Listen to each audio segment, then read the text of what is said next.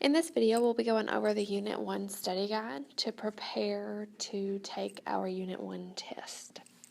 Our first question says Lisa is decorating the outside edge of a square picture frame. She needs to know the side length of the frame. The area of the frame is m square inches, which shows the side length in inches of the picture frame. Anytime I'm asked a question about a shape and I don't see the shape, I draw it. So I'm going to draw a square. And this square represents our picture frame. Okay, what we know about the square is that it has an area of m inches squared. And we know from prior knowledge that a square is by nature a square because the sides are the same. So when we're finding area, we know that that is length times width, or in this case, because the length and the width are the same, that is x times x. X times x is x squared, and we know that the area is m. Now, if I were going to solve this for x, because overall I want to know what is the side length, I use inverse operations, and the inverse of squaring something is to take the square root. So I would take the square root of m in order to get x. So that's how I come up with my answer of the square root of m. I can double check myself by kind of putting numbers into the problem. So if, for example, I said that the area of the picture frame was 64 square inches, I would now still know that area is x squared. But now instead of calling area m, I would call area 64. And I had to square the x value to get 64, so I know that I can work backwards and take the square root of 64 to get my x value, which in this case would be 8. So if you're ever unsure and you're looking at letters, you can make up numbers that match the scenario to double check yourself. In the second problem, we're determining whether each fraction is a perfect square. We're going to write the fraction in the correct place as perfect square or not a perfect square. Now, by perfect square, what we're meaning is, can we take the square root of it and get a rational fraction? So when evaluating 1/4, I'm going to take the square root of 1/4. That means what fraction times itself will give me 1/4.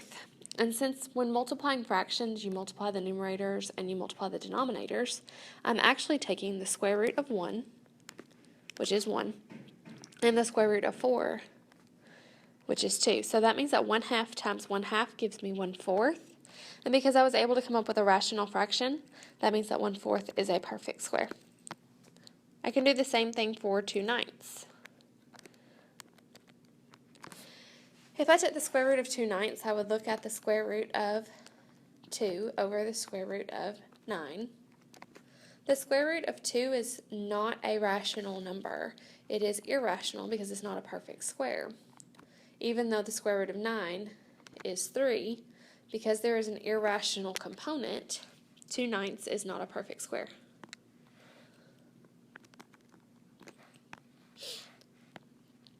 When looking at the square root of 9/16, the square root of 9 is 3, and the square root of 16 is 4. Therefore, 9/16 is a perfect square.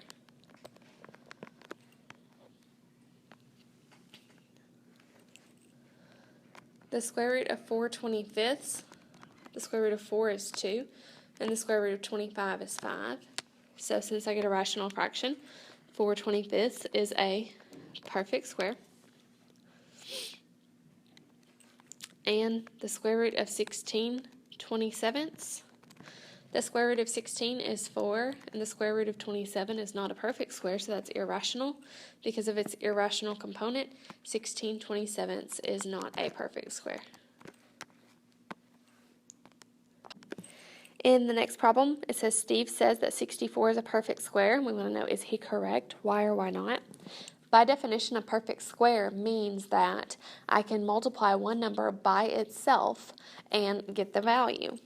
So I want to know what I can multiply by itself to get 64. And in the B option, It describes that we can multiply 8 by 8, which is a number by itself, to get 64. This describes why 64 is a perfect square. A says 4 times 16 is 64, so it's a perfect cube. 64 is also a perfect cube, and that is a valid explanation.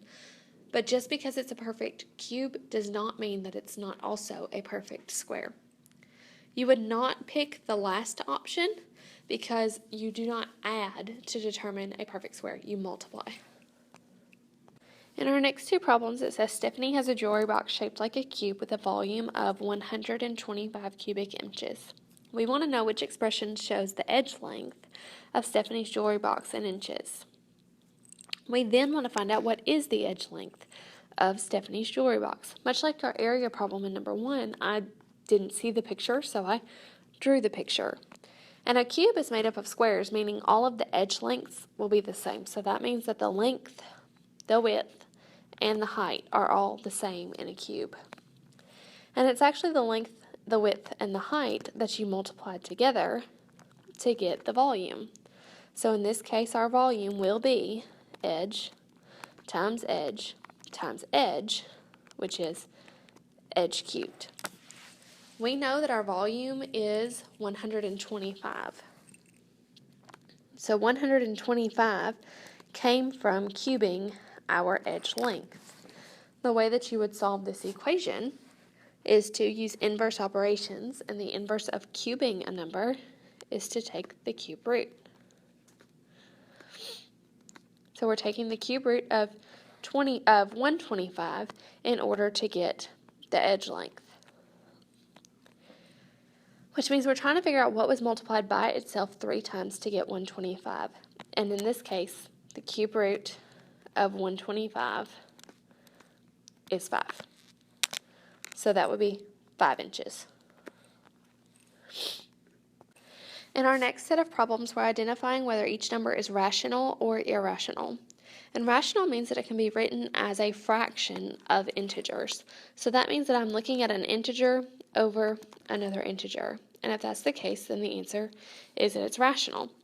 But if it's not able to be written as a fraction of integers, it would be considered irrational. Pi is a non-terminating decimal, and by definition is irrational. -7/9 is an integer of -7 over an integer of +9. Therefore, it is a fraction of integers and rational. The square root of 7 is not a perfect square, so it would give us a non-terminating decimal, making it irrational. 6.27 repeating can be converted into a fraction of integers, and it is a repeating decimal, making it rational. 45/7. 45 is an integer, and 7 is an integer. Therefore, we have a fraction of integers, making it rational. And the square root of 49 is 7, and that makes it a perfect square, also a whole number, which makes it rational. It can be written as a fraction of integers if you put it over 1, so that would be an integer over an integer. In our next question, we're estimating the value of the square root of 18 to the nearest hundredth, and then we're going to plot it on a number line. The square root of 18 is going to fall between the whole number 4 and 5, and we know that because we took the square root of 16 to get 4 and the square root of 25 to get 5, and 18 falls between 16 and 25. We know that it's going to be a little closer to the 4 than the 5 because 18 is closer to 16 than 25. So as we check the tenths value, we should check closer to 4 than to 5. So I'm going to start with 4.2. And I'm going to square that number in order to see what I get. And 4.2 times 4.2 is 17.64. This does not get us to 18 yet, so we should continue to check the next tens place. So now I will square 4.3, and when I do, I get 18.49. because I've now gone over 18, I know that this decimal is going to fall between 4.2 and 4.3. It's pretty evenly split between the distance to get to 18 between 17.64 and 18.49. So I'm now going to check what I get when I square 4.24.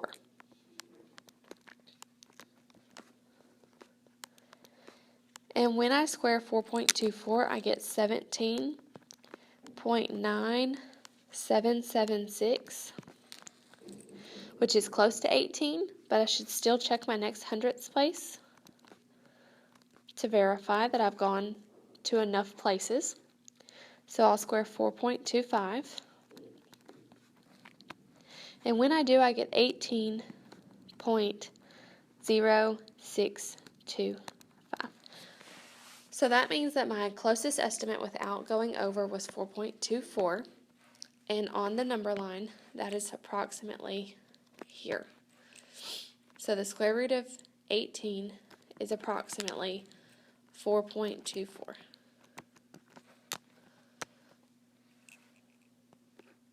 We now want to know what the decimal equivalent of 19/30ths is.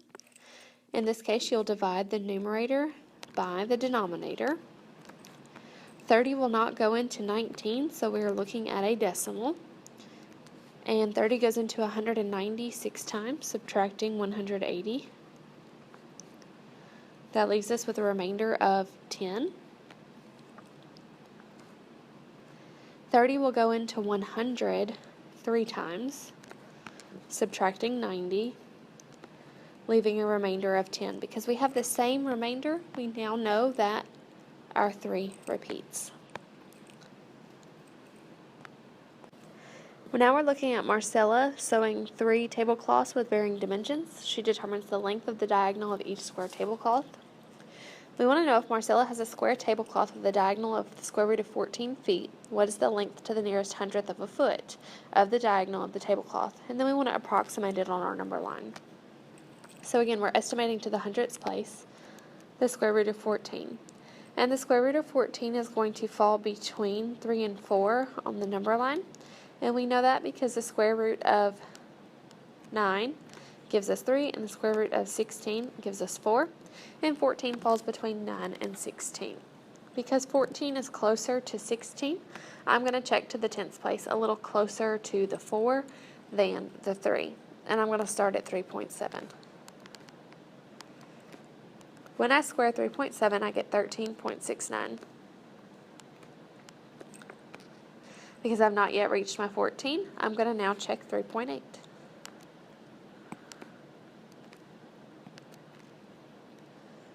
When I square 3.8, I get 14.44. Because I've gone over 14, I know that my number is going to be between 3.7 and 3.8. The number seems to be somewhat in the middle of 3.7 and 3.8 because it's a fairly equal distance from 14 for both numbers when they were squared. So I'm going to check 3.74. And when I square 3.74, I get 13.9876. That tells me that I could still check 3.75. And 3.75 squared is 14.0625. So the closest estimate without going over is 3.74.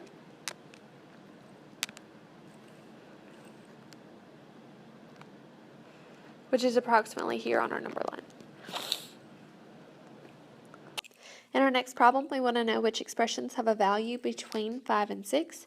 And as I look at my options, I'm looking at square root values. So I took the square root of 25 to get my 5, and I took the square root of 36 to get my 6. For each of these options, I want to know if they fall between those two numbers. The square root of 24 is less than 25, so it does not fall between 5 and 6. The square root of 38 is greater than my 36, so I know it does not fall between my 5 and my 6. Pi divided by 2 pi we use as 3.14, and if we were to cut that in half or make it smaller, and it's already not between 5 and 6, it can't be between 5 and 6 when we divide it in half. When we look at the square root of 26, it does fall between 25 and 36, so that falls between 5 and 6. And again, pi is 3.14, and if I were to add 2 to it, I would get 5.14, which falls between 5 and 6. What is the value of 6.6 times 10 to the 17th power minus 9.2 times 10 to the 14th power divided by 4 times 10 to the 16th power?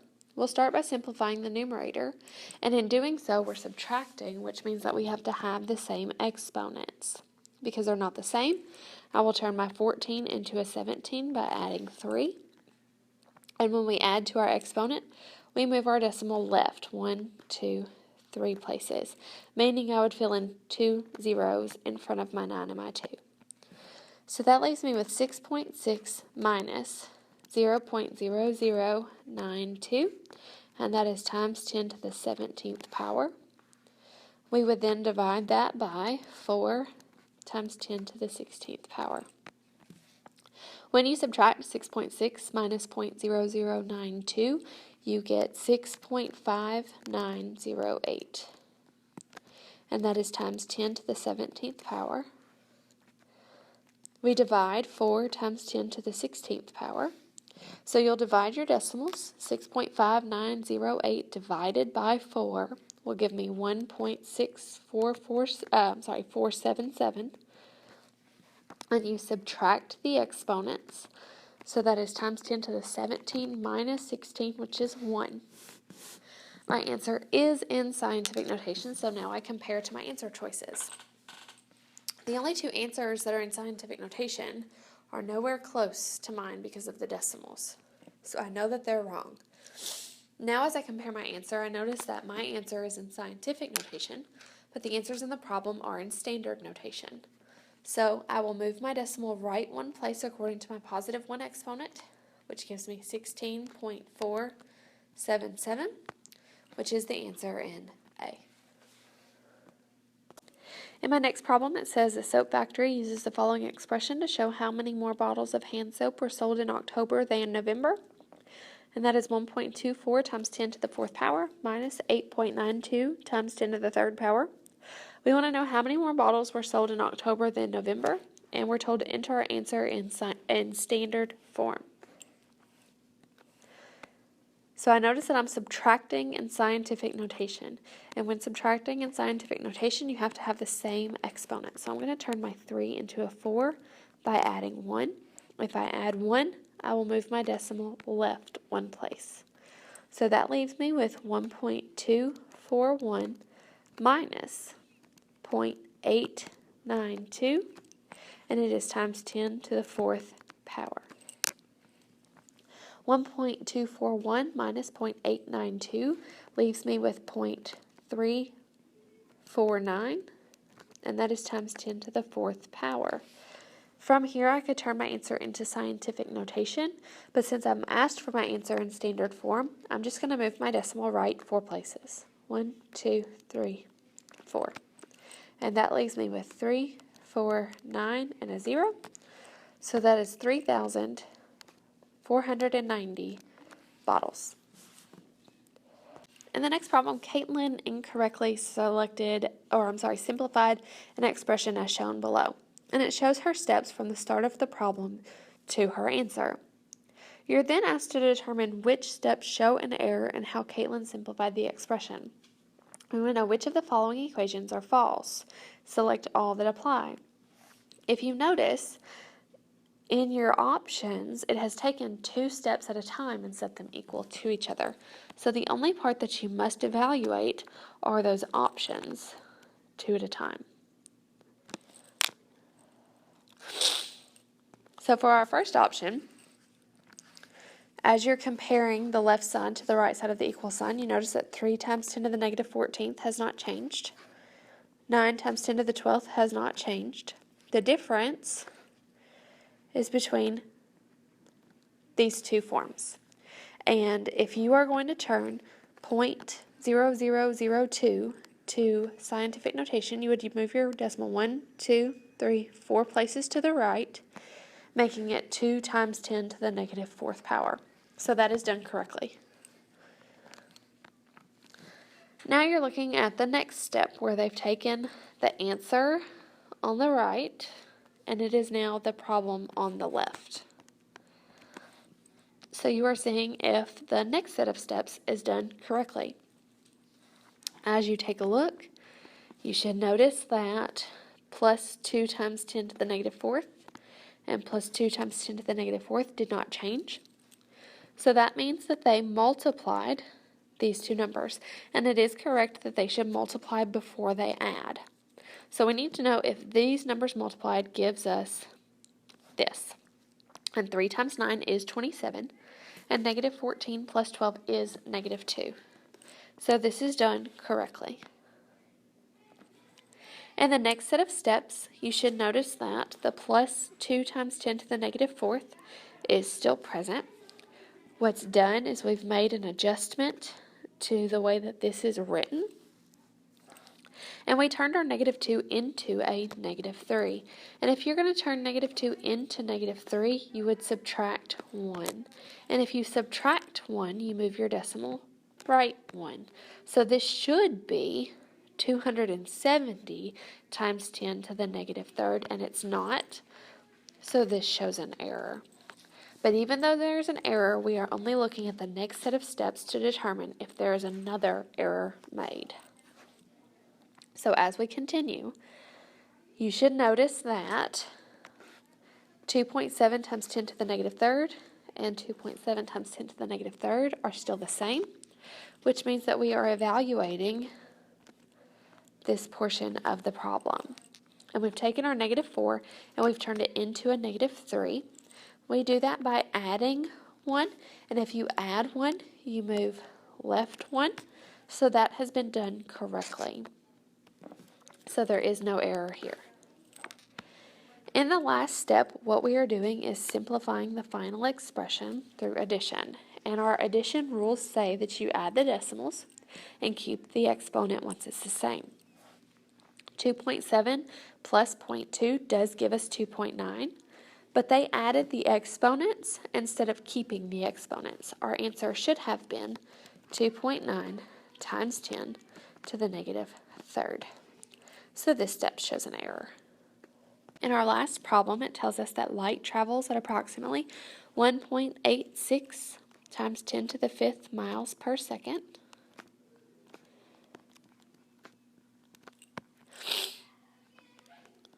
So that's miles in 1 second.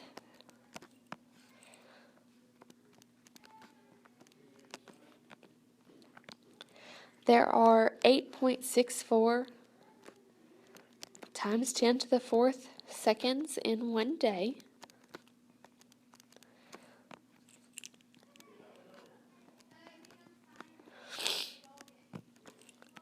And we want to know how many miles does light travel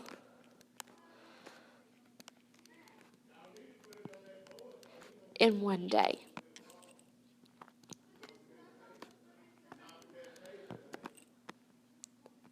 So we have miles here and days here, and we're comparing seconds in each. So because this is a single second and this is multiple seconds that make up a day, you're going to multiply these numbers. This is 1.86 times 10 to the 5th power, and we'll multiply it by 8.64 times 10 to the 4th power. So when I multiply 1.86 and 8.64, I get 16.0704.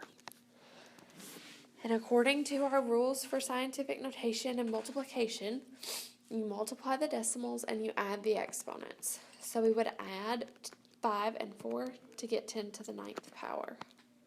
But this is not correctly written in scientific notation, so we would move our decimal back 1 place. And when we move left 1, we add 1.